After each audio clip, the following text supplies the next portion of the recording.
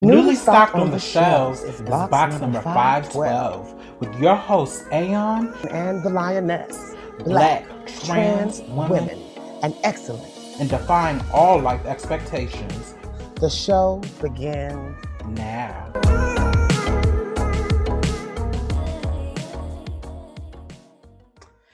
Hey y'all. Hey, how y'all Welcome doing? welcome back to episode number 5 of box number 512 podcast, Grown Black Trans Women Talk. Sis, I really missed you. I feel like it's been a while. Oh, it feels that way too. I know, I guess they say time flies when you're having fun. It feels like it's been a while, but I feel like when we get on here, it's never enough time. So I'm just cherishing this moment. Right. Just we're still on lockdown. We're still in Coronaville, but again, I'm thankful to have a roof over my head, food in my fridge, money in my account. I have my health, so but it's still a drain. It's still a drag. It's still a lot on people. It's still a lot on this country. But I am just happy that we can come back here and record and give you our show today. We have a very, very, very, very special guest joining us on the podcast today. But before we get to those details, sis, what's going on with you? What's going on in your world? Girl, no tea, honey. Living, loving, laughing at the bullshit, honey. I don't have nothing really going on. I'm trying to remain calm in the midst of adversity. I want to acknowledge that things are getting rough out here, but I find that I'm seeing a lot of love in this world. One thing I will say is, as much shit as we do talk, and we still have our political differences, and we are in the middle of an election cycle, but the world still has a lot of beauty. And I'm just enjoying every little fun meme and video and watching people blossom in their acting skills. I have several friends that are like putting up content now, and a lot of content, including ours, has been birthed out of this desire to connect, be heard, and also to like get the message out that we are all together in this. We are, and our individuality is important. And so I just am excited about this time. My life is good. My family's good. COVID has begun to hit my friends, and I have friends and associates and beloved community members that have passed. But my personal circle, um, you know, the people that I do know that I consider personal friends that have had it have recovered. Praise the Lord. But we just have to lift people in prayer, and so that's where I'm at, girl. Just positive in the midst of adversity. Right. I'm just happy for the health of all of my friends and my family, and I'm going to continue to pray and pray and pray and pray because that's really what we need.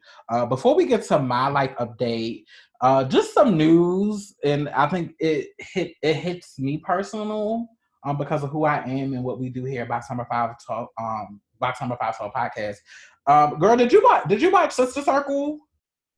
I do, but I have not watched it recently.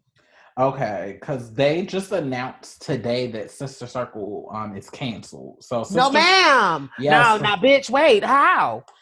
apparently they weren't their viewership or their numbers weren't growing, so they just decided to cancel it. So for people who are not familiar, Sister Circle is kind of like a round table talk show, Black woman view. geared towards Black women. It premiered like 3 years ago, and it airs on TV1. And it has And my like I said, favorite singer, Selena Johnson, on it. But go ahead. right, and quad from Married to Medicine. But I don't know, it's just so sad to me because it's just it's sad to me because what other show is going to fill that niche to really reach that demographic? And the show is so unapologetically Black and for Black women, and I kind of see parallels in that show and what we do here at Box Summer 512, because our show is specifically is made with the intention of centering Black trans women.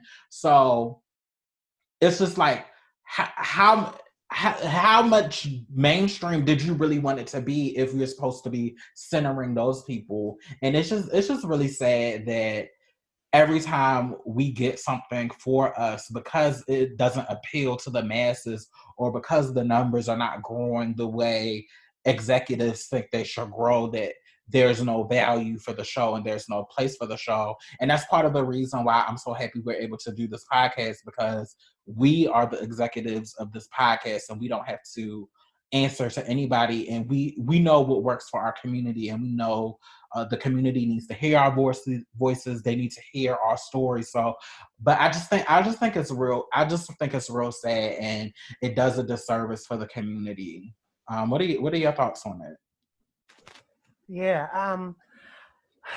Unfortunately, and this is so. Let me try to. I want to say this. I am sad that it is gone. I am. I hope though that it picks back up. Same cast. Maybe through, because what I notice now, what happens in media is like one platform will drop it and then another platform will pick it up. So I want to affirm and speak love onto Netflix picking that up, right? Or Hulu picking it up, or one of the streaming platforms. Or no shade, even like Facebook Live, or because that's the wave now. Yes, that's the wave now. Because no shade, I don't have a TV One on my cable package, so it was a struggle for me to watch it anyway. But if you put it on like an Instagram Live or something like that, I will watch it every day. That was my point exactly. Yep. Right. Mm-hmm. So support all of those sisters. Definitely, I see myself in them, because I see the vision, I see the plan. That's what I'm trying to be a part of over here, and it's so important for our voices to be heard, and it doesn't have to be accepted by the mainstream for it to be valid and for it to have value. So big ups to those ladies. I hope something else pans out, because that show is needed. So now, go ahead. I want to say, shout out to those individuals that were on that show. I know Selena Johnson in particular was a part of R&B Divas, which also was a great show that got canceled. And so now it's being canceled. That is one of my favorite soul singers of all time. I think one of my favorites, definitely for sure. Particularly, I'm not even gonna go that deep into it, but I wanted to say in this moment and affirm that I hope Netflix picks it up, because I think that this is the type of thing where it could be, or like you said, Facebook Live or one of those other things. Because I think this is one of those types of shows that I think is not only valid right now. We're seeing that when we have network television do it, which is what it was on previously, sometimes you have to deal with so much advertising and sponsors, and you have to have so many different sides to an opinion to appease everybody, that you don't really get the conversation in the way that you want it. And so I just want to speak and affirm that on the next platform, it will be even better and deeper, because I do think that Red Table Talk is cute, but we need other Black content on Facebook Live. I agree. I actually need them to cancel Red Table Talk. I love it's no shade. It's no shade. I love Jada Darren. She's one of my favorite Black actresses. Like, she's one of them actresses. I don't care what movie it is. It could be the execution of Tukey Williams. I'm watching it because I live for her so much. But I'm not interested in seeing her have her famous friends on the show only for her to really not hold them accountable. I think, and shout out to For Harriet platform, they bring this up. Jada, you were not a journalist. Like, it's been a lot of times, particularly the past couple of months, when she's had Snoop Dogg on the Red Table Talk and T.I., and because she's not a journalist and because she's their friend and she's concerned with maintaining friendship, she really doesn't get into them the way they need to be gotten into, and they leave those conversations with that big platform really unchecked and unchanged. And it was like, sis, what was the point of bringing them on the platform other than having all of these people watch just to get your numbers up, but you're not really doing anything to really check the misogyny and the misogynoir? So like I said, love Jada down, but everything is not for everybody. Sis, you are nobody's journalist. You need to stick to acting and leave the journalism and the questioning for the actual journalists. And Now, I feel the need to say that I, as a separate individual on the podcast, no, no. Those are my opinions. The Aeon's opinions. Go Those ahead, are Lioness. the opinions of Aeon. Right. So now the Lioness feels. So we're gonna slice up a soundbite, bitch. I still love you, Jada girl. It's no shade, but it is what it is. And the Lioness feels that that podcast serves a purpose. And let me tell you, I am okay. So why is it that we judge each other with this like really, really like? Okay, so this is my. I guess let me not get conflate my opinion. I'm gonna just say it.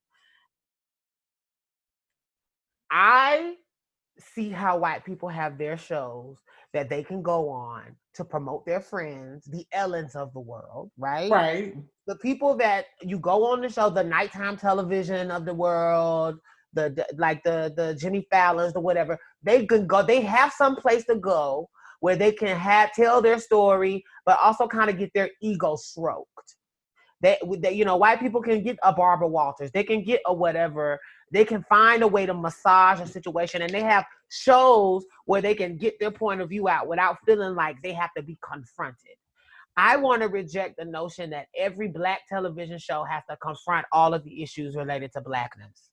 I don't think everybody has the skill set to do it. To your point, I don't think that Jada is a journalist, and I don't think she's trying to be. I think the entertainment, the gag is that I am famous, and that you will get to hear a conversation that I'm going to have with my famous friend about a topic. But that doesn't necessarily mean that she then I do believe that she has a responsibility to ask the question. So this is where I would like for her to grow. Yes. I would like for her to grow. But to say that she needs to be canceled, to say that she needs to leave it to a regular journalist, I think it kind of has like, it speaks to almost the classist way in which we judge people that don't have a certain level of education, right? Like, I want Jada to be better, but I think that Jada has the skill set to do exactly what she's doing. And I think that instead of us always saying, you need to be canceled, tore down for the next person, I think we should support and encourage and give people a chance to grow into being people. Because I don't think when she set it up, she actually knew what cultural expectations that she'd have. I think now that she's been getting the critique, I would love the opportunity to watch this Black woman and her family who are taking the risks to show themselves in a time where we're so critical, and we're so critical of them, and they know that we're critical and still are willing to share. I want to honor that, and I want to give her the opportunity to do better, because I do think that there's an opportunity for growth there. But I don't want to be so quick to be like, no, you need to be canceled. You're probably because that's where I was really trying to make the hard separation between your opinion and mine, because I really, really want to. I'm against this whole cancel culture. You don't do it how I do it. If you don't like it, why not design your own platform? We have. So then if we have any guests, I would expect us to hold ourselves to that standard that we're trying to hold Jada to.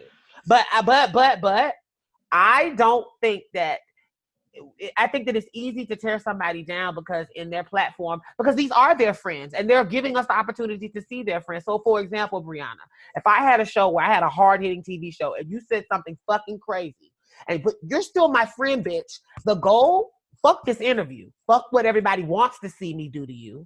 The goal for me as a friend to you would be to make sure that this goes as smoothly as motherfucking possible, because you're my bitch. You're my sister forever, beyond what any motherfucker gotta say. I'm with you even when you're wrong. But if I have a platform and you want to come on it to tell your side, I'm going to spin it for you to look the best you can. Now, why is that a problem? I think for me, I think it does a disservice when you're promoting it like this is going to be the conversation of the century, and this is going, like we're going to ask the hard hitting questions, and this is like she really put markets herself like in the Ayanla vein, and it's like, no T, you're not that girl, and that's okay if you're going to have the ego stroking show. That's fine, but don't sell it to me like you're going to do some groundbreaking thing. And I'm not saying she needs to like get down like each of the people's throat and just tear them down on her platform. I'm not saying that, but it comes a point where you have to, if you're positioning yourself in this lane, you have to ask those hard-hitting questions in the beginning just to let everybody else know what's going on and where you stand. And the reason why I I get it. The say fact that she just didn't even touch it, bitch. It's like, oh, right, girl, it's you're like, gonna so fuck what is your true intent here? But the reason I would say cancel, and of course I'm being hyperbolic when I say it, but it's just like, okay, you did the T.I. and Tiny thing, that's fine. Now you're doing the Snoop Dogg thing where you didn't hold him accountable. So is just a one-time thing, or is just a pattern of what you're going to do when you have these type of people? Now, see, now you Particularly, have me asking deeper questions, sis. Because now I want particularly to know. black cis het men, when you have them on the show, is this going to be the routine? But like you said, I am here for growth. I am here for evolution. I am here for people evolving and structuring their brain. So I do think that she can get better, but I don't think that she or any black powerful celebrity in media is above critique. I don't either, and that's not actually what I was advocating for. I was saying, why not give her a chance to grow? I don't think that the critique should be that she should be torn down. Does that make sense? Right. Like that's the critique I was saying. Right. But now you actually brought up another question, and because I want to know, and there's a part of me that understands what the deeper conversation could have been, but what the hell was she supposed to really? How was she? What did you want her to ask Snoop? I guess speak, and then I know you're just giving But your I'm okay. So my like, what is question that to gonna you be? is: have you watched both of the interviews? Yes, and I want to know what would you like to her because and I no. Let me just say this. I hold on. I'm being objective in the sense that I know I have an opinion, and I told you I completely think she fucking flubbed. I don't think she asked him anything. I think she danced around it. I think she gave him excuses almost. But I guess my point that I'm saying to you is what then? Right. So articulate because I think you're better at it than Well, I. I would love to articulate, but we need to get to our interview. So I would like to table this Ooh. conversation. So let's bookmark that for another Yeah, we're time. going to table this. We're going to revisit it. Uh, we're going to transition to our interview audience. We have a lovely guest coming on here. His name is Lex Numan. He has a platform on YouTube called The Numan Show. He is a black trans attracted man, and he uses his platform to advocate for black trans attracted men and to really get the conversation out there and really to rally other guys that are out there that are struggling with their trans attraction.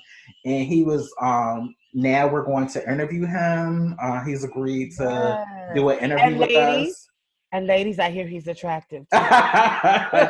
So we are just happy to have him on our platform, and we really hope that you enjoy the interview and you get a lot out of it. So we're going to turn it over, and we're going to introduce Mr. Lex Numan.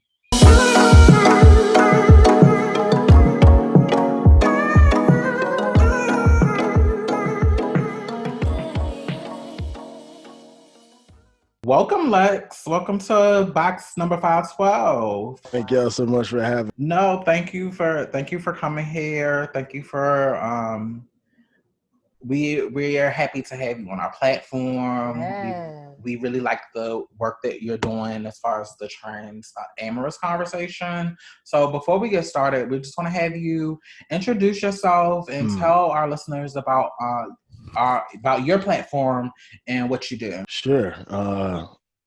My name is Lex Numan. I'm about 32 years old, coming out of Detroit, Michigan, and I'm an artist at heart and by trade. So I play piano, stuff like that. So I've just been trying to create a platform where I use art as a conversation, creating positivity, and talking about topics surrounding trans, surrounding different situations that men can deal with who sort of have those feelings, and is trying to create some kind of platform that allows for other guys to also be able to see themselves reflected. So I've been doing YouTube quite a bit, the Newman Show, and also have Instagram, of course. So yeah, just from trying to do something to create a platform that men can see and also be a part of the conversation that is positive. So yeah. That's Well, dope. yeah, that's really dope. And we've really, I know I'm a big fan of what you do. That's why I'm so happy that you can come and be a part of this podcast and just drop some of those gems and really let our audience receive and feel your message. So I know I'm happy. I know the Lioness is really happy that Yes, I am very happy. yes, that we're able to share space today. So before we get to it, I'm gonna turn it over to Samaya, where we do a couple of questions just to break the ice and get to know you a little bit better before we really get down into it. So, Lina. Yes. Perfect. So, the purpose of this activity is it actually is just a way for us to ask questions, like a controlled set of questions to the people that come on our show. And it's just a fun way of us getting to know you, break the ice, and just to get your thoughts on some things. I'm going to ask you three questions. The first is, what is your favorite trans representation in media? What do you think? Uh, yeah, my favorite trans representative. Anytime I'm asked this question, it's a very difficult question because there's so many people who are doing so much good work. I mean, y'all are doing good work. There are people out there who are doing amazing things closer to. As far as my favorite, say that it's Laverne Cox, being that she is, in a way, the modern view and cover and just doing so much on Orange and people who are not even particularly um, interested, just opening them up to a conversation by being visible and being so talented, and then also being on her so fast, so smart, and so knowledgeable, and also incredibly gorgeous. So I got to give it up to Laverne. That's a dope answer. That's a dope answer. Thank you for sharing that. And so, like, as we transition into like asking these questions, we thought we wanted one that would just like pull you outside of yourself, because a lot of times we show up on these things and we're our best representative. So this question is, what is your biggest flaw? My biggest flaw. I mean, I have a few of them, so I got to choose one.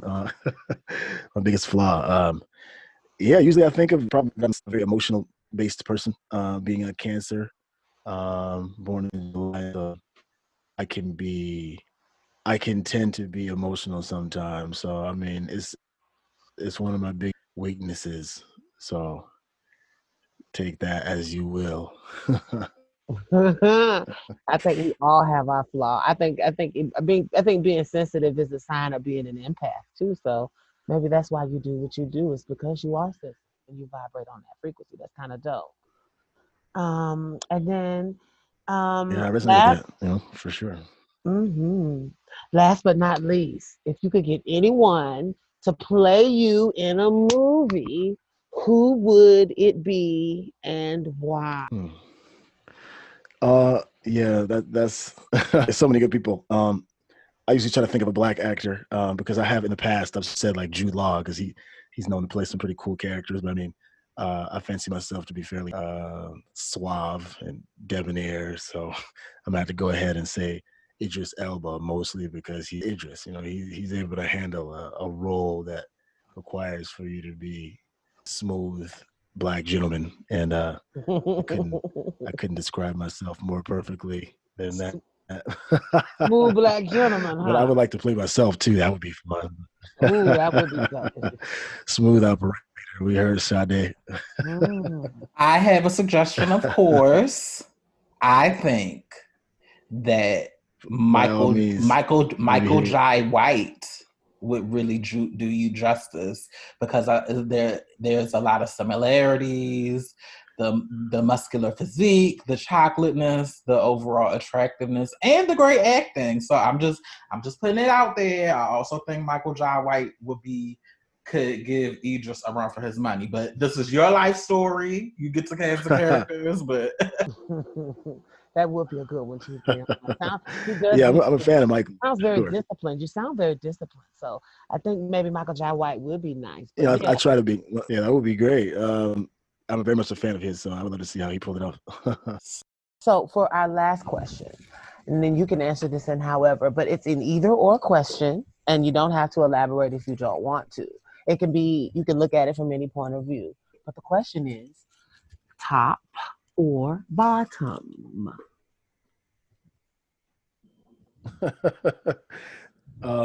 Top, as far as super married to any kind of set of actions, but I feel more comfortable, obviously, being in the top position because that's what I've always done. So. See, that's the trick. That's the trick about the question. We didn't say anything about that. Yeah, we didn't. So you could have said top because I'm on top of my game. Top because I don't no bottom bunk. I'm not a bottom bunk person. Like it didn't necessarily have to be sexual, but but thank you for answering. I mean, those words are very coded. No. But see, that's the beauty of the words because eventually we want to be able to have this platform be diverse. So if I'm talking to, let's say, a political figure and they're not in the culture, and I say top or bottom, they may not answer that necessarily the way we would, having a different cultural context. So it's interesting to see how people perceive words and how they use them. Yeah, very true. Yeah, so thank you for answering. So that lets us know you're not a novice, and that's a good thing. So Lex, thank you for being a great sport for the inaugural hot seat questions. Let's give Lex a hand. Yes.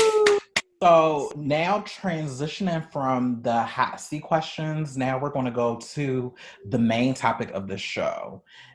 So the reason that we had Lex on today, we just want to have a conversation about trans-amory and the aftermath of deciding to openly come out as somebody that is trans-amorous, that is somebody that is interested in dating and partnering and loving trans people, and really what that looks like through cis Black men's eyes. And of course, the lioness and myself, since we are not Black men, we can't really speak to that experience. So it was incumbent upon us to really bring somebody on here that can really speak to that experience and really speak to that narrative, just to destroy the myths out there and to really give people a realistic look into, you know, what is it like after you decide to cross this threshold, and what are some realistic expectations that you can have. And now I'm going to turn it back over to the lioness because she's going to lead a lot of the questions for this segment of the show. So what I find exciting about having you on today, before we get into like the meat of the questions, I always think that sometimes we throw these words about and we bandy them about, and I think we need to take a moment just to pause. And my first question for you will be actually, what do you consider trans-amory or trans-amorous? We live in a society today where we talked a lot about the transition that people go through in their like for us.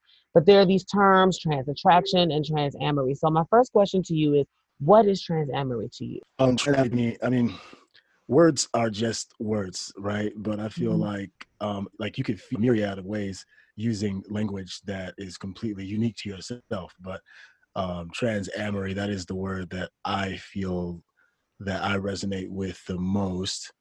That also is becoming a little bit more popular. So I would say that trans-amory to me, it sounds like a person who is actually capable of loving a trans person, being that amory, the root word is amor, so it's like love in romance languages. And when I hear amory, it sounds a lot more encompassing of a person who is capable of love and understanding, as opposed to trans attraction. It sounds, a person could call themselves trans attracted, of course, and be just as capable of loving. But when I hear the word attraction, the nuance that I get is a bit more thin in a way. It's almost like a potential sexual attraction, almost leaning towards like a fetish, almost possibly, not definitely or necessarily, but it just sounds kind of that way to me.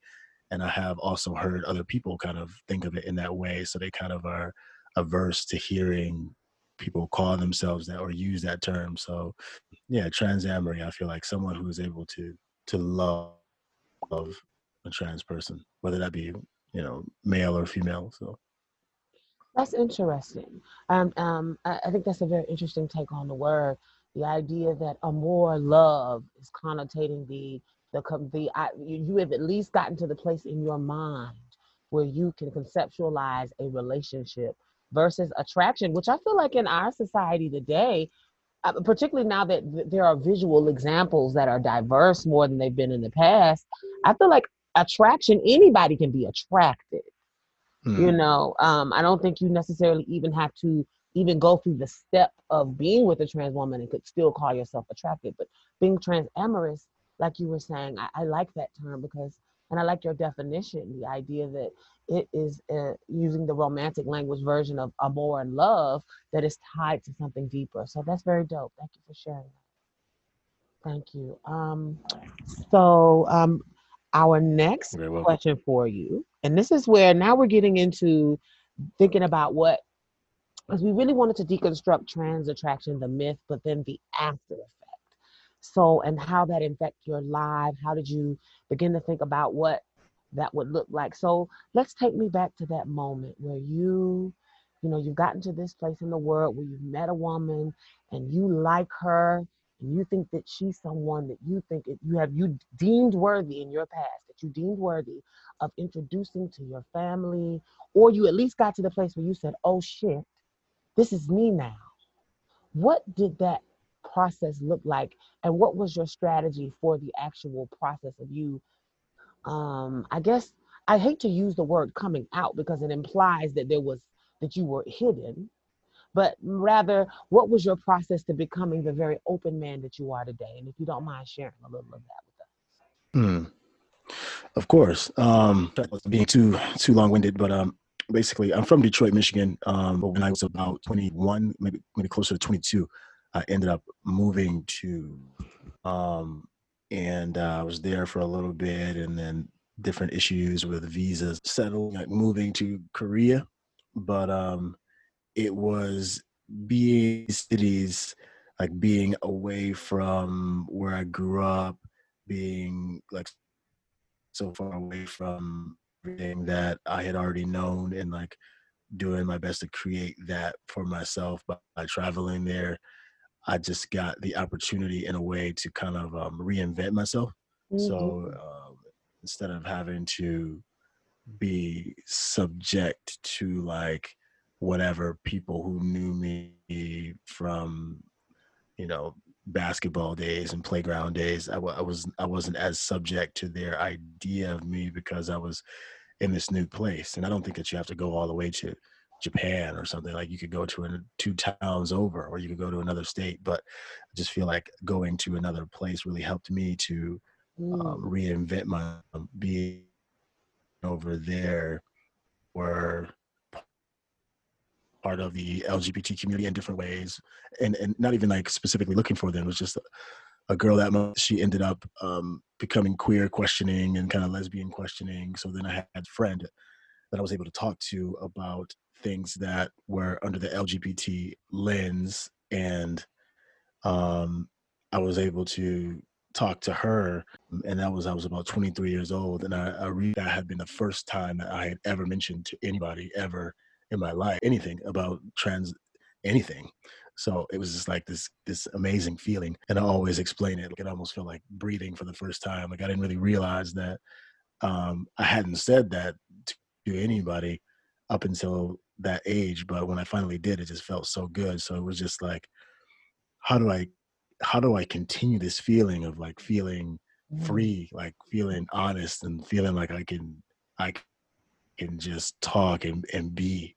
I didn't realize how much I needed that until I had a glimpse of it, and as soon as I did, it's like, no, I need to continue this. So I mean, I lived there for a couple of years, for like probably about time, like I would meet other people. I met people who were drag, and then I met people who were actually trans, and like I was able to have friendships with people who were trans before it was anything else. And I think that just really helped me to stand myself, and also that dynamic of being in the presence of people of trans experience. So I was able to learn a lot about things that they know, just be around people. Like that really just helped me to myself, and to kind of get over that feeling that you can kind of have, where almost a sensational feeling where you're like around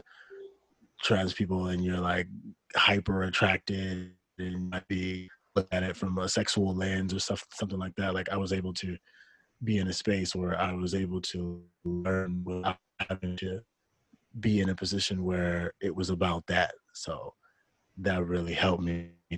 So going back to America, of course, it was a little bit it was a little bit different because you coming back to Detroit, where everybody got a gun, and it's just a very different kind of world. So So relearn a whole lot of things. But yeah, it really helped. It really something like that.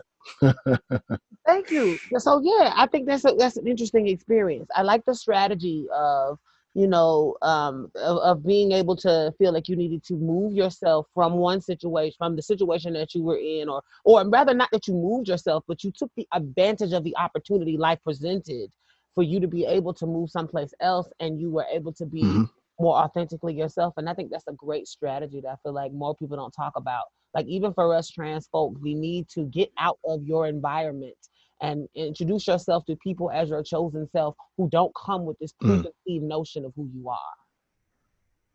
Yeah, I think that's very powerful. important. So now my next question for you, and Brianna, feel free to chime in at will here, but I wanted to know. So first, let's get it out of the way. Like, are you single? Yes, that's a yes or no. I want that to be quick. Okay. Yes. You are single. Okay. You're a very mysterious man. Yes, like it, and so and I think the mystique is a good thing, but I've we're heard that trying to pull before. it out of you. Yes, Well, we having conversation here, so that's we what are. Okay. So I will tell you. I got you, and thank you for being so vulnerable. It says, so now I'm interested to know, like, okay, so you did say, it was good in the sense that you were able to build these relationships, but now let's talk about everybody back home. Let's talk about those family members or those people that once knew you. As you began to get more politically aligned and open with this community, what was that like? Like, did you fall out with any family members or friends when you came out as Trans-Amorous? And that's an excellent question. I feel like that is exactly what a lot of guys think is going to happen. I mean, when you think about it in your mind, when you almost think of your world falling apart in that way. But I mean, of course, it's going to be a case by you have around you, and what your family unit looks like. But for me personally, um, I didn't really have. I didn't. I mean, most people were able to and be more like inquisitive than anything, like asking questions. Like my brother, Is that who you told cousins, first in your family? like were in my family. Yep, my brother, Okay. my older brother, and he's pretty cool. He didn't he was just kind of like, huh, that's something outside of the norm kind of thing. So he just wanted to hear a bit more about you know general things, but he didn't really harp on it too much. I was telling friends about it. I almost fell out with one friend, like a direct falling out. It was just like his energy around me had changed drastically, and it was sort of turning into uh, something that needed to be addressed. But because he's a good friend of mine, and we both men, I mean, there's ways to deal with that kind of thing, and it almost got to the extreme level. But I mean, it's really just more conversation. And I feel like the thing is for people to see you actually living that and not just like leaving question mark in people's minds. It's like you're saying this thing and then also you are visibly doing this, so it are serious to people, so they're less skeptical or less willing to challenge you if they want to still be in your life. And I didn't have to deal with people really dropping out of my life as far as people around me, but I think that if people were to do that, then that's just what they're gonna have to do. This is my life, and you brought I'm up here feelings to live that. I kind of can I jump in? Of course. Yeah, so I kind of so the one course. friend that you did fall out with, like I kind of want to like dig a little bit deeper into that. Like, so what were some of the things that you noticed that like caused tension and that made you uncomfortable? And why was it, what did you want on the other side of having that conversation to see where you stand? And why was it important for you to address that? And I'm asking these questions because part of dispelling the myth about coming out and being trans-amorous, part of that is encouraging these guys that there will be conflict and that there's a way to navigate these tough conversations and navigate these tough issues if you are intentional about standing in your truth. So I kind of, if you can, just like describe some of the things that were happening and how you got to the other side of that relationship. So I guess the best way to explain it would be masculine currency is respect amongst men. So if you have people who are part of your core group and your friends, it is because they are your friend. But in most cases, if you do something of what they knew you to be, it can cause them to evaluate whether or not that their respect was mislaid or not. So then there's like, of course he was a bit averse. He's like, oh, I mean, like, so you like what? Like, I mean, I just don't get the thing. And then like from there, there were just tiny, for instance, in conversation, he would be a lot more reluctant to agree with me on certain things, or he would be like combative in ways that were not typical for the dynamic that we had previously. So just like small things, like he would be more confrontational and he'd be more willing to debate certain things like very, very hard. So it wasn't really about like talking about trans things or trans issue and then things blowing up from there. It was just the unwillingness to ever be like in accordance or in like vibrational alignment, my vibration with somebody who likes that. And he was starkly trying to separate himself from being someone who could potentially also go down that road. So he was just sort of butting heads with me on everything from as small as like musical selection to like how I done, how I was driving that day or like what we bought to eat kind of thing. Like it was just small things that were becoming tiny battles. And I just had to bring it to him and be like, I mean, we can have this battle. Like we can have a real one, Yeah. It can go as far as you want, but it's really, it don't have to be that. And, it's just a matter of having a dynamic reevaluated by both sides and see to have some continuation. Because I mean, I was fully prepared for it. Would have been unfortunate, but I was fully prepared for things to fall off and fall apart. I have a question. Do you think that didn't it work had out that something to way. do with his masculinity? Do you think that he felt somehow, because it almost sounds like it's got something to do with his masculinity. No, go ahead. I want to hear you. Go ahead. You said it almost sounds like. Oh, I Oh was yeah, saying. it said. Oh, I mean, yeah. mm. No, you go ahead. Yeah, it's just like I would say it's got something to do with his masculinity. Like I said, like in masculine circles, the currency is the respect there. So, in order to be good friends as a man with other men, that respect, in a lot of cases, needs to be the underlying sort of thing that ties you together. So, um, in a way, yeah, it's got to do with his masculinity, but more so, it was just like him seeing, is it all right for him to be comfortable with someone that disagrees with him on something that he considers to be a core value, which is who Mhm. you would choose as a partner. Do You you, know, I but can how did that understand. relationship go?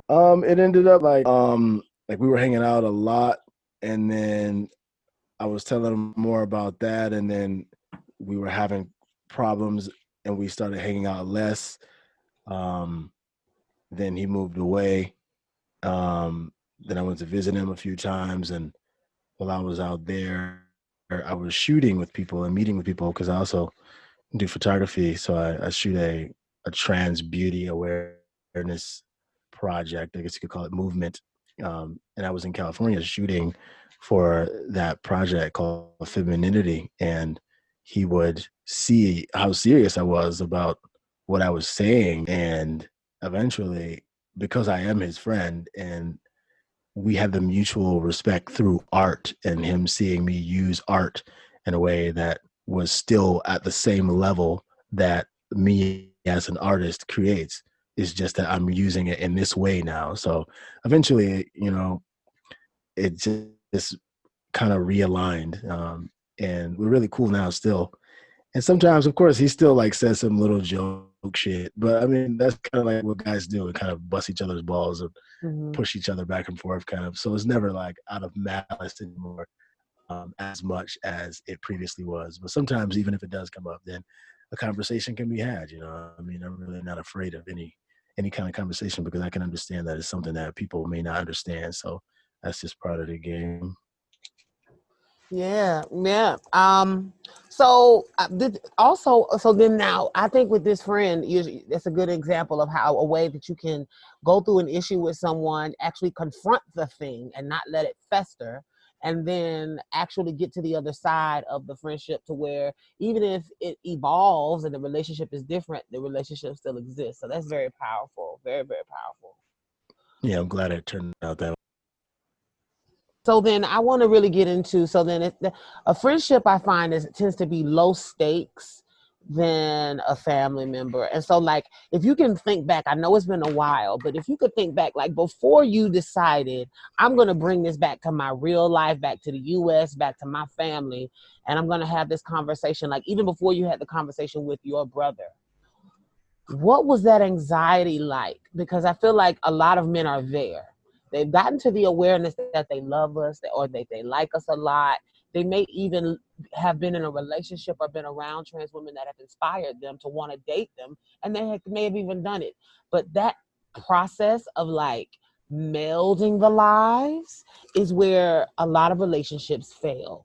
And so I just would like, and I think it's because a lot of the men haven't fully had that conversation with their family first before they then brought this woman into the situation, and now the relationship is tested by these relationships that are strained as a result of this man's transition to coming out.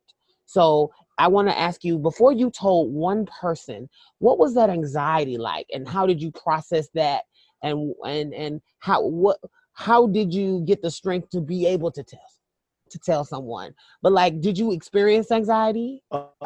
Yeah, I mean, like you said, I feel like that's a place that most men get. It's like any kind of thing. It's not something that has to cause you anxiety, but kind of thing that you find yourself. At first, it can be I'm not talking about it, but then after a while, it can sort of feel like you're hiding something. So anytime that you have something that is any significant part of your life that you're not sharing with people, that you don't want people to find out or whatever, it can become a source of anxiety. So I definitely felt that. And yeah, it can be crippling because it's just like it's like the boogeyman kind of theory where it's this idea that is like this monster in the dark, and you're afraid to deal with it because in your mind is you've already blown it up to be this huge adversary that would almost seem like unbeatable. But when you start to talk, you can realize that it's not as difficult or undefeatable as you imagine. Like the imagination is really powerful. So yeah, some person that you could tell even if they're not very close to you, just being able to have those words come out of your mouth, I think is incredibly important um for building that confidence and breaking that anxiety apart. Mm-hmm. Mm-hmm. Mm-hmm. And that's very powerful. I think like the strategy of like telling people, and I think that anxiety is something that we don't talk about. Now let's get to the other side of, okay, so now let's say you've lived in a world where the world has perceived you as this heteronormative, this heterosexual man. Of course we still live in a world where there's a stigma around dating something that is out of the norm, and so then that affects how people perceive the masculinity of the individual. And you talked about it with one of your friends. I'm interested to know how did that play out in your dating life? Like, were you at the point where do you still date cis women? And if so, what is that conversation like? And how has you dating trans women affected those relationships, even with women you may have dated in the past? Hmm. It's another case by different ways of thinking about things. I mean, I date cis women as well, but I mean, for me personally, it's very difficult for someone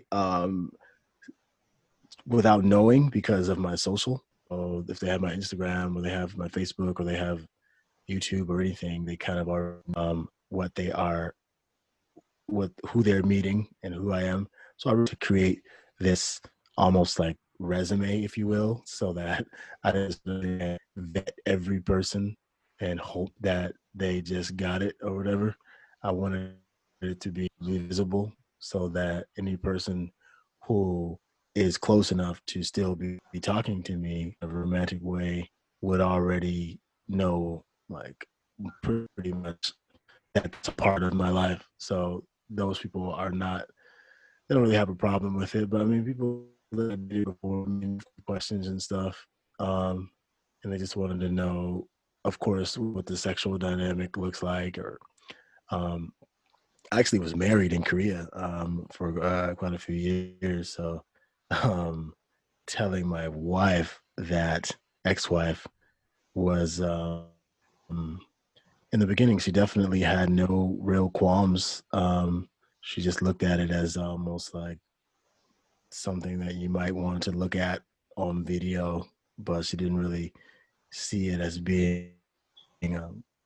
She didn't know any trans people, so she did not feel like the trans presence even existed in Korea. And then she also felt like, you know, yeah, she didn't see it as a threat. So she was actually very supportive in the beginning, but as I told her I wanted to take photographs and I wanted to do any kind of advocacy, that's when it kind of became an issue. Um, and yeah, she just kind of got very against the idea because she thought that now I was trying to look for someone else. Mm-hmm. When it's not really about that. For me, it was when I'm taking photographs, especially, it's really about like celebrating the beauty that is transness as opposed to trying to find this person specifically and take them out after and all of that. So um, yeah, it can be a difficult conversation depending on who you're talking to. So Mm-hmm. um, anyone who is not down with that, I mean, I don't think, but I can understand that some people would not be okay with that. So I have a that's their question, and life, now their choice, the same you way as my life. sound, oh, I'm sorry. You sound so well thought. You sound like you've really processed this. You sound like you don't have a lot of hangups. To be honest, you sound like the prototype. So my question is, why are you single? And what are you looking for in a partner? um, I think that I think that earlier in the snap single because of my biggest flaw, which is the fact that I'm more emotional than I try not to lead on than I am, but I've been, like I said, I've been married, I'm divorced now. I've been in some other serious relationships that have left me with my own set of hang-ups in the romance department. So I can be very calculated when it comes to offering somebody the weaponry that would equip them with everything they need to really kind of, I don't know if I can cuss on here, but No, you can. You encourage it. I'd be very, very careful in that regard. And also, I do know people here. I have friends here, but most of the people that I know don't really, so there's also that. But thank you for saying that. I sound well thought out. What has your dating life been like? I mean, so tell me a little bit about what you've experienced dating, because we oftentimes will say, and this is being honest as a woman. A lot of times, we'll be in situations where we feel there is this feeling, this perception that men don't take us seriously, right? And so then I would like to ask, as a man that does take us seriously, what is some feedback, or what are some things that you've been through with trans women that you would like to share that could be barriers to that you've experienced yourself, that could be barriers to or not even barriers, but what are the unique idiosyncrasies of dating trans women, and things that you think that are good about it, and also that are difficult in being in relationship with the individual, more so than the big. I don't want us to get big picture. I'm talking about like in your personal one-on-one experience with women. What are some things that you've dealt with that are not so glimmering? Um, some of the things that are not so glimmering. I mean, like we always hashtag. There's no one way to be trans, so it's kind of difficult to talk about transness as a monolith. But I think, like you said, in my personal experience with people, and I do this to be negative because I completely understand it. But I mean, it's real. So sometimes if a person is not feeling fully, they're not feeling confident, or they're not feeling like comfortable going to a certain place, and I might have been like, hey, let's go to this bar, or let's go to this place, just thinking like, oh, you with me, you're gonna be straight. But if they might not feel up to it because they don't want to deal with either getting there or being there, or what could happen. So like sometimes I could be like, yeah, I want to go out, and then that person could be like, no, I want to stay in and just get some drinks and this and that, which is also fine. But just some days there is dysphoria, and it's just something that, as a cis person, you may not have to deal with in the same way. Maybe you have your own confidence issues, but it's just a different kind of situation. So that can be something that can kind of be a downer, but it's definitely something that, if you care about the person, that you're willing to work with them through, of course. So I would say that's something that guys need to understand, and just dysphoria is real. Rihanna, So, unpack yeah, that. no. I'm coming back in. So Okay, good. I'm glad that you I'm back in. I'm glad that you brought that up, because I feel like a lot of times cis men that date trans women, they don't they know that they are attracted, they know that they may want to take the next step and date a trans woman, but they lack the cultural competency of transness and our experiences and how we have to move throughout the world. So sometimes what happens is you get like a plug and play, where you try to apply you under this guise of, I'm going to treat you like a regular cis woman.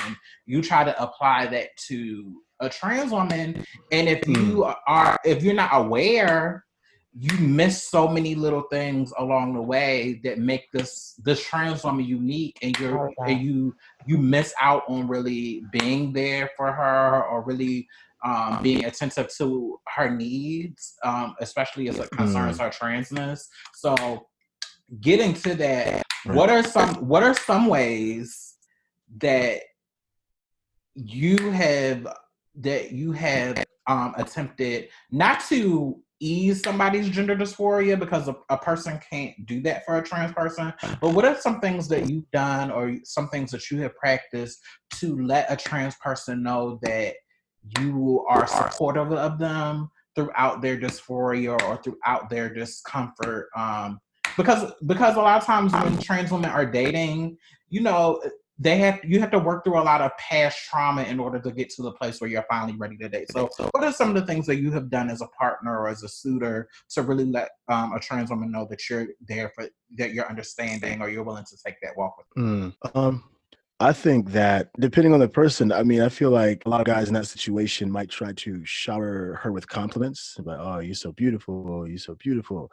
You are this and that. I don't care about none of that." Like, and I feel like that could potentially be good depending on who you're talking to. But I feel like, for me, being that kind of like you mentioned before, my emotion lends me to being kind of empathic. So I understand that it's not always about creating solutions with my words. It's more about holding space for that person. So um, I think that that's the best thing to do if a person is in a particular mood, is just to be there for them and to hold that space, but not to particularly try to pull them out of that, because you don't know exactly what they're going through, being that that's not your lived in experience. So it's more of like you just letting them know with your energy and your presence in whatever capacity that you are there for them when they're the same way that you are there for them when they are. So just to be present and to hold that space, I think is monumental. Okay. And Mhm. I have another question. So you said you're a single man. So if you Mm-hmm. where do you find trans women to date? Where what are some of the places? How do you come across trans women? How, because that's another question a lot of guys have. Once they decide to reveal that they're trans-amorous or publicly state that this is what they are looking for, they say, well, I don't know where to find them, or they kind of make these assumptions that women do this, or they're only in these places. So just from your perspective, where do you find these women? Um, the stroll things. No, I'm kidding. Oh, oh my Baby! God. I was like, and it just got Oh real. I no, was like, and it just got real. Now let's talk about these stroll nights in Corona. no. What is it getting? The girls are gonna get us up out I of said all of this, here. all of this No. smooth stuff. Now tell me what's Oh that my giving?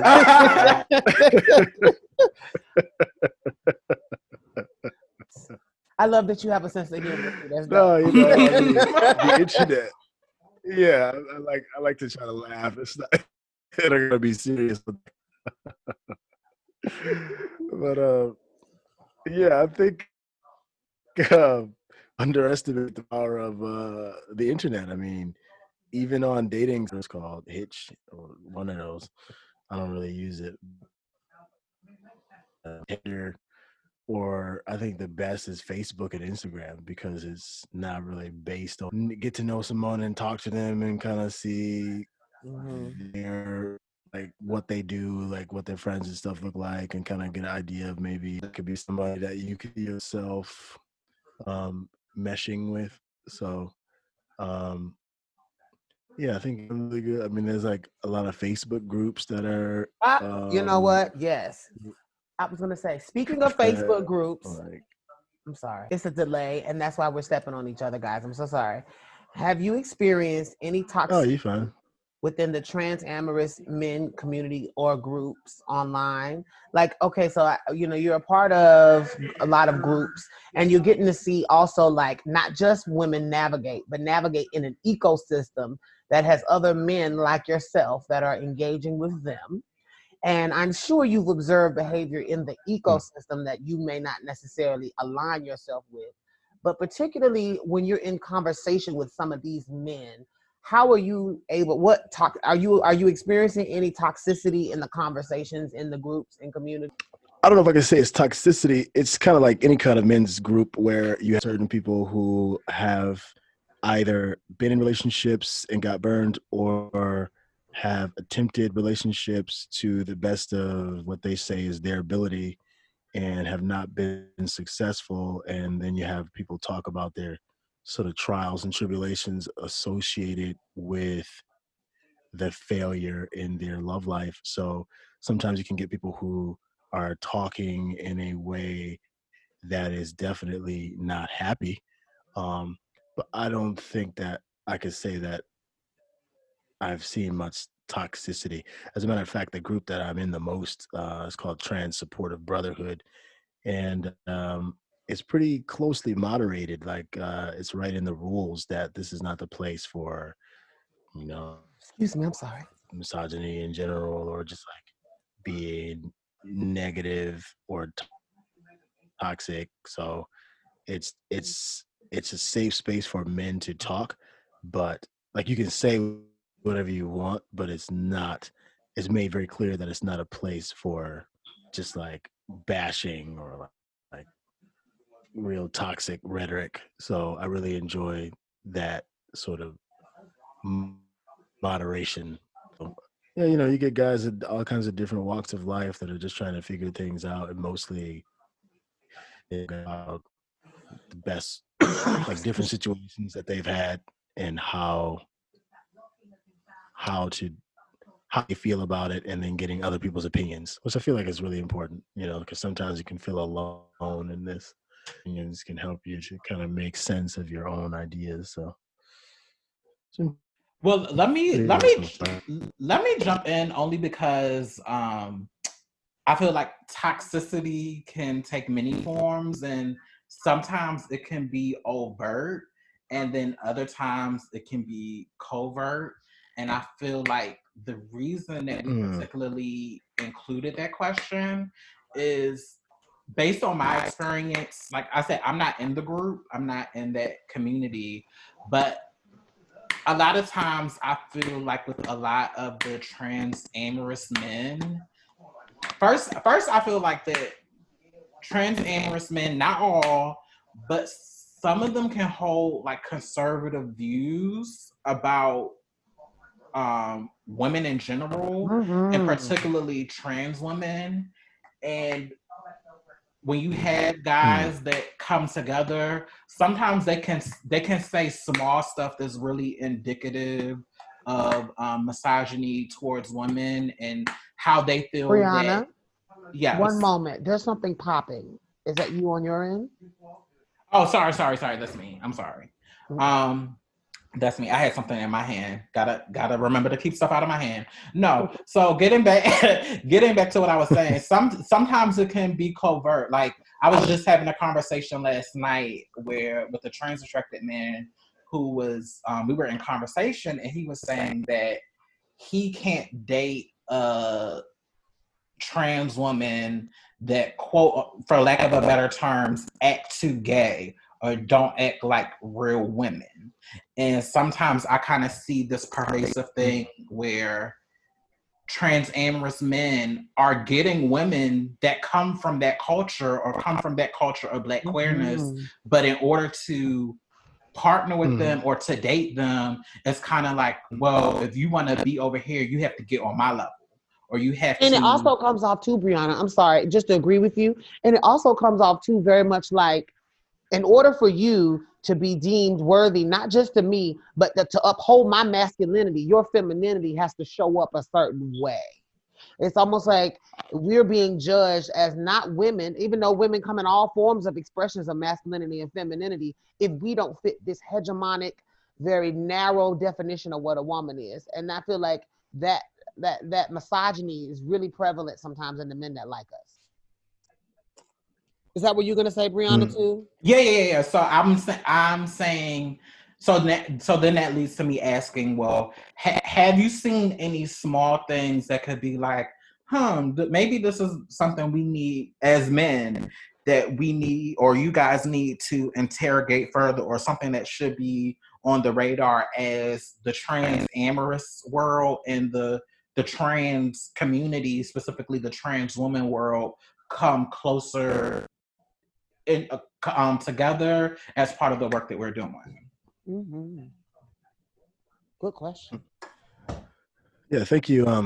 Thank you for enlightening me on that. Maybe I'll, because we've started doing Zoom meetings on Saturdays where we kind of like have the brothers in the group. So maybe I'll bring that up to see where people still want for their partner to show up. Yeah, that's a good question. Personally, I almost find it on the opposite end, like you said, women who are trans and women who are not trans as well show up in all kinds of different ways and different iterations of masculinity or femininity. But I find a lot of times when I meet women of trans experience that also are binary, that I find that they almost have their own very traditional idea of what it is to be a Mm-hmm. woman, and they like uphold that like to the height of I heights. And agree. I agree as I don't well. really, yeah, and I don't really deem myself to be a hyper conservative person.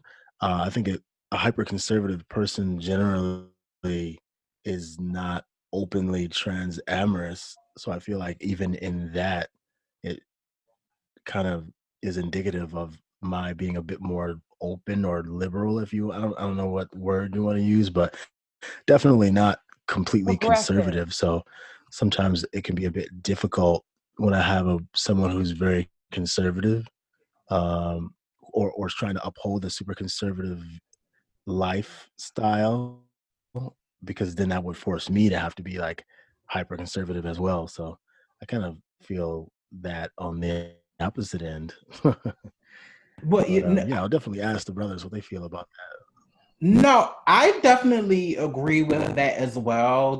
I feel like there are a lot of somebody made this term, originated this term yesterday, like gold star trans people that feel like if they perform cisness in a way that that. their transness is valid over everybody else's. But I really feel like that speaks to a lot of internalized transphobia that trans people have had to deal with, as well as the partners that are attracted to us. And I know through our platform on Box 512 and on your platform, we're really in a time in the movement now where we're really trying to work through like questioning that and see if that holding those ideals are really congruent and living in a world where we want trans liberation and we want to be accepted for who we are and not who we're trying to be associated with in order to be accepted. So I do feel like a lot of I do feel like it's prevalent,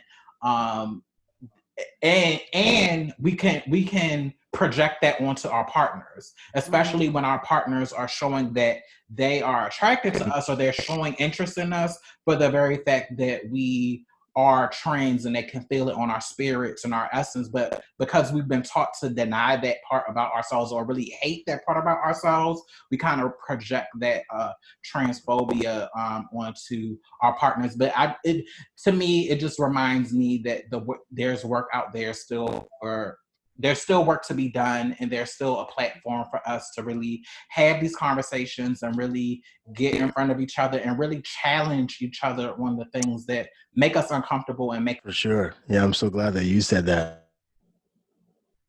No, I no. was going to topic a video about that actually, like how sometimes and people not being 100% happy about them being of trans experience, being that has been something that has made their lives potentially more difficult. It's treated a certain way, so they kind of internalize that. So if you come along and tell someone that you love them, not because of that, but also including that, it can sometimes you can be looked at as like Mm-hmm. you're weird, then like, are you not a real man? Like, are you some kind of weirdo?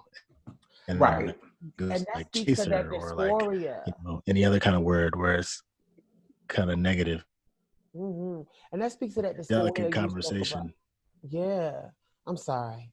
That speaks to that dysphoria that you talked about earlier. Like, it is interesting to me how I think sometimes as trans women, and this will, because I have a question that I'm about to ask in a minute, but this is just a great segue.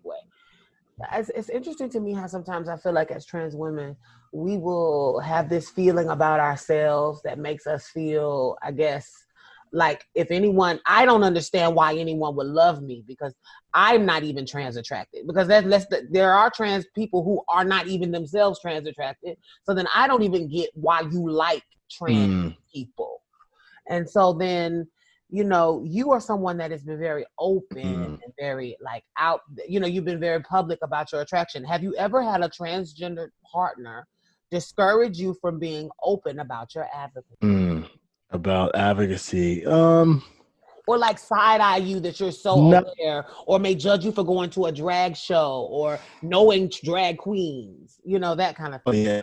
Oh yeah. Like um yeah, it's just people who are very, very vulnerable, who started their transition when they were like 16, 17, and you know, they started super early, and like they just start just the epitome of cis hetero presentation.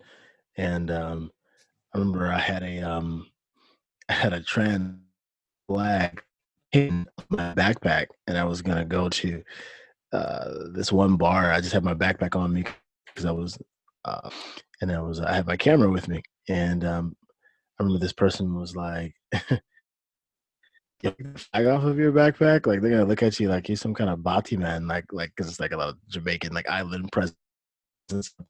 They're like very against me, kind of being way because they had almost in their mind transcended the title perceptible. Um, 100% passable. So can you take that flag off when you're around me? Because you're gonna get me clocked out here. You're gonna have people looking at me twice. um, but yeah, never something that's been especially like don't do that, don't do advocacy. So I think the biggest hang up is that everybody thinks I'm a player. So the fact that I know a lot of the girls, they think that I'm out here trying to be in everybody's DMs. And just set the record straight. That's not what I'm about. How do you feel you have been received by the community of women in advocacy in the community? Like, as you're now becoming more open and sharing in your story, and as you've dated and engaged with people who may have even been in community, what has that been like? Hmm. There are mixed I think that people still are they're still trying to kind of make their real sort of judgment. But About the fact you? that I've been sort of, yeah, I think so. Um, I think that starting YouTube earlier this year has helped me to have more of a actual platform and more of a voice so that people can get to know me on a larger scale. Everything up to that point was kind of like one-on-one interactions and working with different organizations. Like I worked with Angelica Ross for Transtech Social for a couple of years, and I've worked for Trans March on DC. I was volunteering there and doing photography, and Trans Sisters of Color Project, which is a grassroots organization in Detroit. So like I've done a lot of work with people over the years, and I think that's really helped for people to kind of see me in a light that is positive.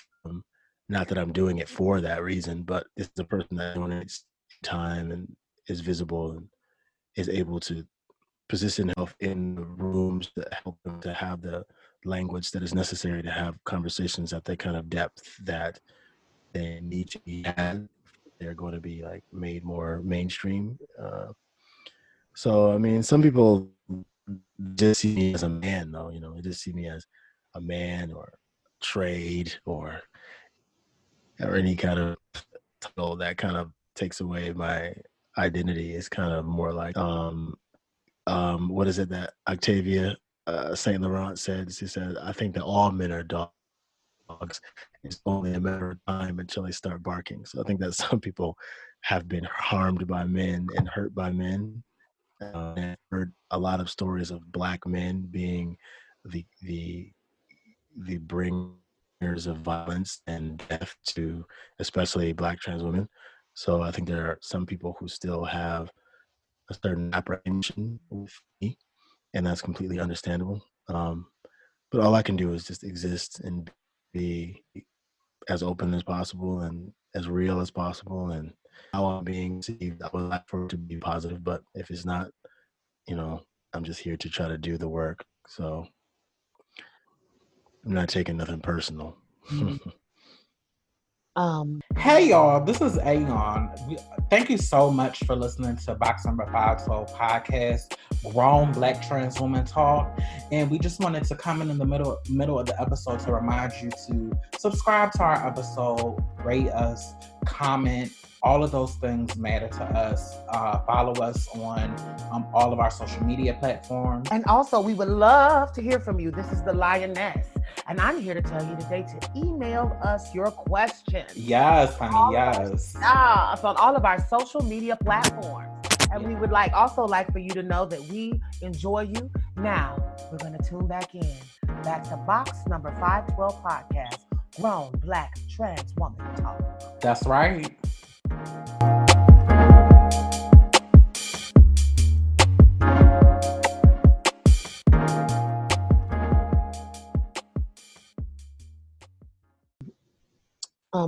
I wanted to ask this question. This speaks to, because now you're talking a good, you're talking a good game, and not that I'm saying game in the sense that you're gaming us, but you sound like an anomaly. You sound like a unicorn that has been in the woods all this time, and no one has discovered this elusive unicorn. And then Brianna and I coaxed it into the light, and here we are having this conversation. And now you're having all of this conversation that it sounds amazing, right? So then I can hear the rushing wind of my sisters in the background going, "So girl," So my question is, and this is a real question. You're an advocate in community right now. Have you dated advocates in the community? Because you would be a guy that is unlike anything that we are currently experiencing in a lot of our smaller towns and a lot of our communities, where just socially we don't have as much of a foothold or a voice. So then our men aren't going to be as vocal because they have a different strategy of survival in their area. So I'm just hearing you and seeing you as this unicorn that stepped out of the grass, and it's like, okay, now let me ask the unicorn, what would a woman you being an advocate and you being a woman, have you dated any other advocates out there? What has that been? What is that like? And how do you, if a woman were to enter into your life now, how you think that would affect what you do? That's a really good question, sis. That's a really good question. Thank you. So the question is, if a woman were to enter my life, how would it No, before we get to the woman in the life, it was my advocacy, or how would it affect? Skip that first part. Have you dated any other advocates in community, and what has that been like to be you? Because you have a public platform, and I'm assuming you would date someone that has. What has that been like? And because the next relationship would be the same things to a certain extent, and so then what would a woman entering into your life now need to know? So first part, what have you done it? Second part, what would a woman in your life now need to know? Or what? I have. I don't even know if it could be called dating. I mean, I'm really I'm a fan of being good friends with a person before any of that is really on the table.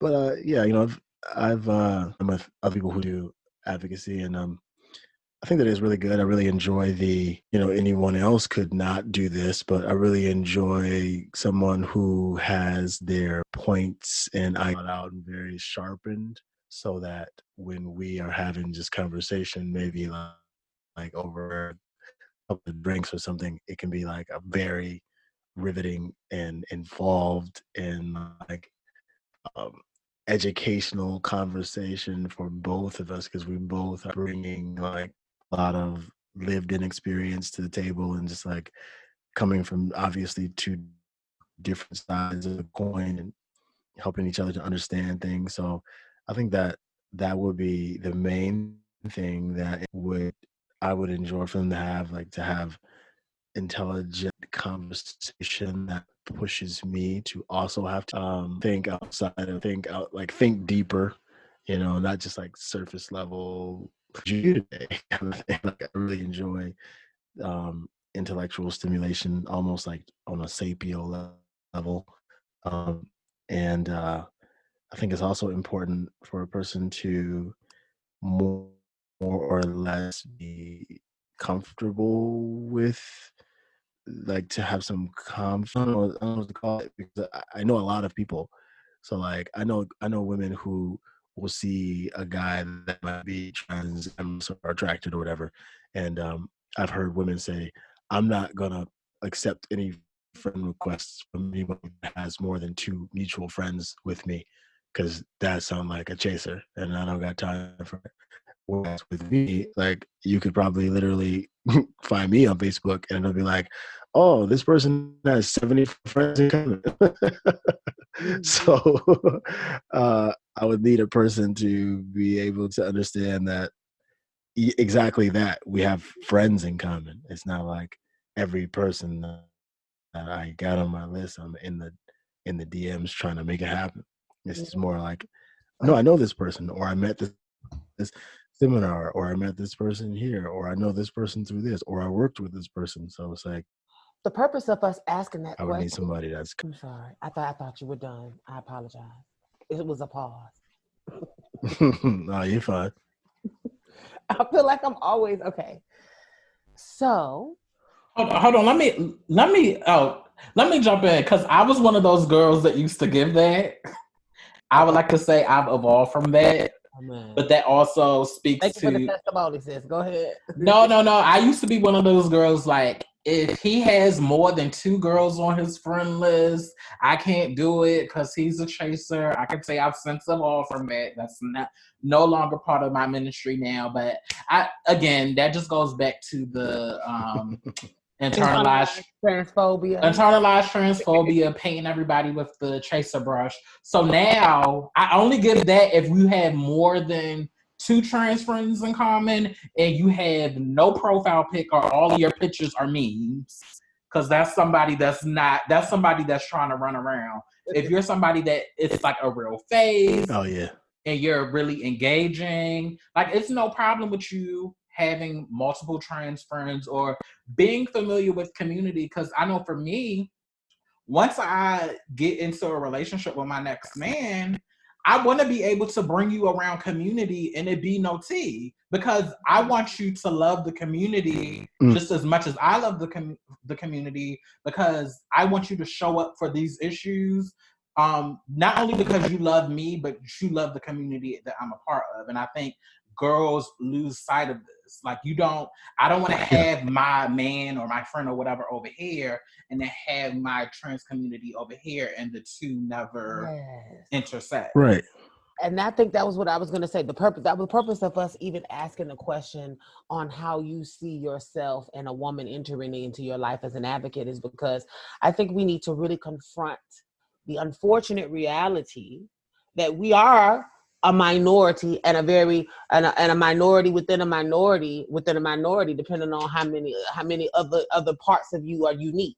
And so what's interesting is we sometimes will expect these men to come from a completely new awareness of us, and we are the first that they've ever discovered, not really realizing that, to be honest, if this man is really going to be able to love you completely, he may or may not have had other relationships to build his awareness on how to truly love you as a trans woman. So then if he's had multiple relationships, then we're such a small population, then there's a good chance that the men have talked to more than one of our friends. And I feel like I need to repeat that. The men have talked to more than one of our friends. That does not mean that he is problematic. It doesn't mean that if you live in Atlanta and you have lived here more than a few years, I have lived here for over 14 years. So at this point, if you are a man and you dating any trans woman here, I probably know her. She probably is a friend. Okay. And the shade Right. of it is if I held men to that standard, I would be knocking out so many qualified, wonderful men who may have had loving relationships with trans women and have learned lessons that would make them great partners, because I'm trying to say I don't want nobody that's dated nobody else. And that's stupid. And I just wanted to just put that out there. Go ahead, sis. Go ahead, sis. No. Bria, actually, it's you. Oh, no, because I was saying, I was just talking about this on a live a couple of days ago. My personal rule is I prefer you to have 1 to 2 significant relationships with a trans woman before you get to me, because I really need you to find yourself in those relationships and those interactions and learn those trans women so you can appreciate the trans woman that I am once you get to me and what I bring to the table, and we can just live life. But this whole putting this value on quote unquote turning out straight men, that really, it doesn't serve us and it doesn't benefit us and it doesn't add to us really liberating ourselves and like cultivating love within ourselves and in our community. So I just think that it's foolish that we do the easy thing of painting these people with broad brushes instead of really taking the time to getting to know them, seeing where their head is at, and also really getting to know ourselves. Because if you're projecting something onto somebody, really it's just an assessment of where your spirit is and where your heart is. So I just wanted to jump in and say that. And so that's a great segue. Oh yeah. Because I'm really. Oh, I'm sorry. Go ahead. I know you had a thought there, Lex. Go ahead.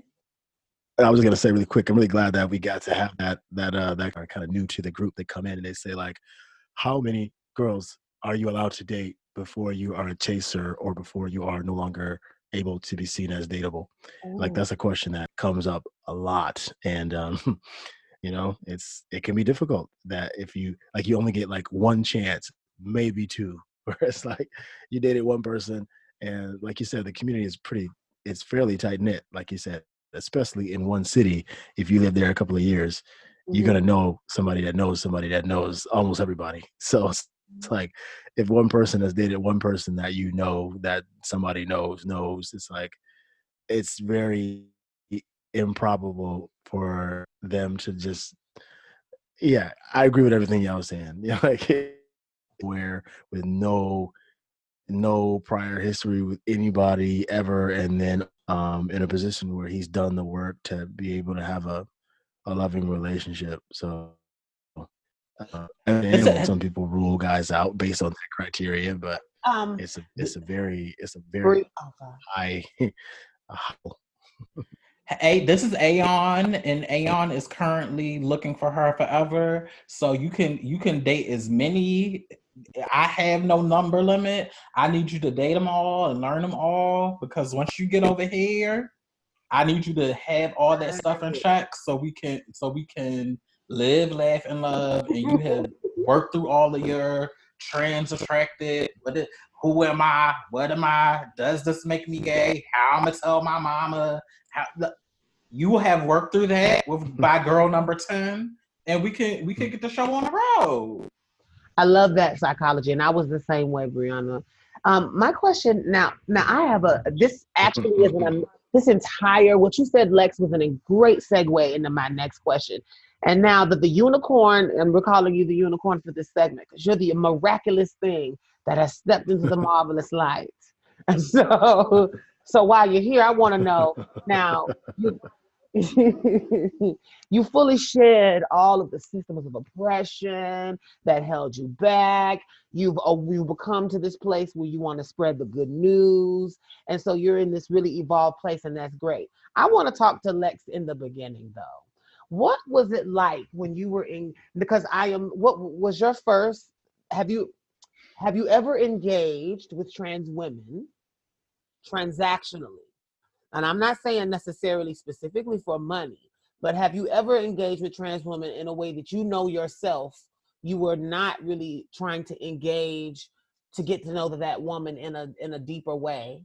And that's okay, because those relationships exist. That's not a judgment. But have you acted transactionally, and have you been in a situation where that? Um, I am quite wary of very loose connections with people. But when I was much younger, Yes, much younger, much. much younger, there was a bit of a transactional meeting there.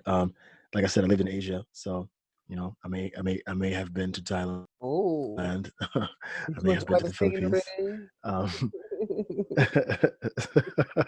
That's one way that guys do explore that feeling and make it real for themselves. So I would never try to, as long as they're doing it in a way that is not directly harming that person, I would never rule that out, because I think it's very necessary to kind of make it real for you if you're not readily able to just date someone in your city. But I don't recall it ever being something that hurt somebody or created a dynamic between us that was negative. Even the people that I did deal with transactionally, I still have as friends on Facebook, and we still like talk sometimes, and they give me updates about what's going on with Corona and stuff. Okay, before you A woman was actually accused of. Go ahead. You about to tell it? Go ahead. I'm just saying. I'm playing. Go ahead. Oh no, I mean, I was just gonna tell a story about a woman. A woman was actually accused of stealing, and she was actually burned to death by the police and like a mob of people, and it's like a really crazy story. And I know people live not very far from there, so like just keeping me updated on different stories like that internationally.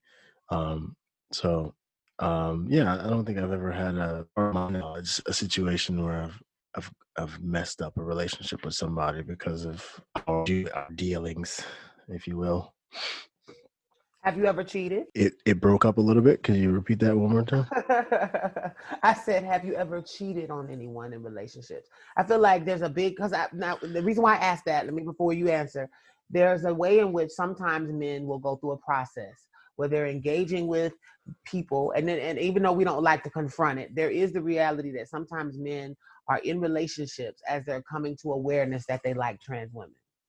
And maybe even if it wasn't physical cheating, sometimes they begin to behave in a way that is not necessarily as open and honest to the partner that they're with. And so I guess what I'm asking is it's a very real reality that there at some point men that have engaged with us have been less than honest with a partner. And I'm asking you, have you ever cheated on someone, and how did you reconcile that? And or in a relationship with maybe even a trans woman, what precipitated that behavior? Because we're a community that deals with that a lot. We talk about those trans women that are burned. It's the feeling of like I'm sorry. It's a feeling that the men that have engaged with us sometimes have this like this predisposition to be sexually irresponsible. So you being a trans attracted man, you have cheated. How did you reconcile, and what was that? Explain. Tell us what that was like if you had. Yeah, I gotta keep it real. I mean, like I said before, I was married for a few years in Korea. And I was telling her about trans attraction, and in the beginning she was absolutely not bothered, because like I said, it wasn't like a real world thing to her. It was more just like oh, sometimes you like to look at this video when you're by yourself or whatever, but it wasn't really like a real world threat. But the thing that kind of changed her idea was, and it wasn't like physically like, hey, I'm about to go and lay down with this person, but it was just like a person that I had met who was trans, and I was just, what was I saying in the message? I think we were gonna get lost. This is when me and my wife were just ex-wife were just starting dating, so we weren't even married yet. And I was gonna get dinner with this other girl and she ended up being sick. So she saying like, yeah, I wish I could bring you like chicken noodle soup or something. It was something that I thought was very innocent, but she ended up going through my phone while I was sleeping and seeing that text string, and from there she got very sort of concerned about my intentions and the realness of my desires and like all these different things. And she actually didn't tell me that she saw it for months and months and months, and then like we got into a fight and she brought it out. And yeah, I mean, I guess that could be the closest kind of thing together. I mean, um I never actually physically did anything else, especially after we're married. But it was just the fact that that desire was always there, amongst a lot of other things that we had as far as problems. We ended up actually splitting it. We're really now, really like we've reconciled in every way, and she's super supportive of the channel. Subscribes on YouTube, so I still talk to her fairly regularly. Um, I didn't quite cheat, but there was a little bit of wavering, as far as emotional cheating, kind. I guess you could call it. So we're getting close to the end of our time with Lex. But before we end it out, I know I have one more question. Lioness, do you have another question you want to ask? I did have one further question. Okay. Okay, I'm going to ask now. And this is just something. So another thing I want to talk about is like you're out. You put yourself in this place where you're very. I would like to say after this conversation that I think you're very informed and you are a very aware advocate. And I, like I said as earlier, I can feel that you're an empath, and I really think that you have really stepped into your calling, and that's exciting to say. But with saying that, have you, I know that everyone can't receive you and see your greatness in the way that I do, because I come from a different paradigm. I can see because I myself navigate with the experience that is adjacent. So I can kind of relate in a way, but I can imagine when you navigate in the world, people sometimes just don't get it. So have you experienced any passive aggressive behavior from cis folks that when they found out you were trans, or maybe direct in the sense of in the community, like on the internet? I know you sharing your story. I'm sure there are those comments or those naysayers or these other social media folk that want to weigh in on something that you said. How have you navigated that as now this open advocate on the internet? Yeah, I mean, it's just the pull out in my mind. I've had people, if I, let's say I post something that a trans person is doing or has done or whatever, and let's say that person has some thing about their presentation that could be considered cis normative. So I will see that and be like, yeah, is that one of them other, is that real girl? But, you know, quote unquote, small little trolling stuff like that, where it's like, Yeah. or even if I post any kind of saying the same kind of thing, like, yeah, is that one of those teas or like one of those whatever? Like, yeah, you never know because people posting a lot of stuff. Ha ha ha. You know, so it's just like, you know, kind of small ass stuff like that, but addressed it as it is. But surprisingly, people who know me have not been, you know, I mean, if they have it in their minds, then that's it, because I haven't got a whole lot of people who have said a negative. I have had people who almost like they were saying something that I figured was kind of transphobic, and I just come into their comments and kind of not get them together, but you know, just offer some knowledge from a position of having information that they clearly don't. And I've had people stop interacting with me on social media for years at a time because actually just kind of came around and started talking to me again. So you know, there's always going to be that, because you know the world at large, I think that's really just the thing though. It's misinformation or no information. So it's not always that people are trying to be transphobic. I think it's just that people honestly don't have a clue. So if I got like raging bull upset every time that in my mind passive aggressive, I think that there will be a lot of times where I am upset. I'm not looking to be. So it's just like, if this person is obviously being disrespectful, then that's something that I got to be handled. If this person saying something that is coming from what they consider to be a joke or playful, words that they are, and then approach it in a way that turning it into a conflict, because that's not the way to create more people who understand. It's argument. It just becomes something that that person will never ever like, they just militarized against you and everything that you're saying.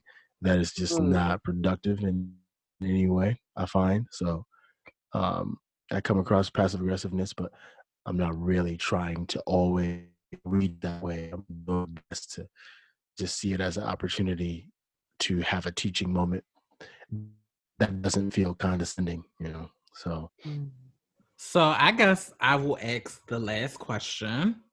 So with your platform, The Newman Show, what is your vision in the next 5 years with your platform and your message? Ideally, I want to start is stuff just like this. So I want to thank y'all again for having me on here on Box. Just really get on and talk with more people who are doing work in the community, people internationally as well, and do like podcasts and stuff like that to raise awareness of the trans-amorous movement, because I feel like there's a lot of people who in having conversations as men taking up space, and sometimes it can be that, but I don't think that men, especially men trying to create a space where they have their own conversations, I don't think that that's something that is negative. I don't think that that's centering men. I think that's been space. I think that's a very important and necessary thing. So I just want to help to spread more of my story and right here.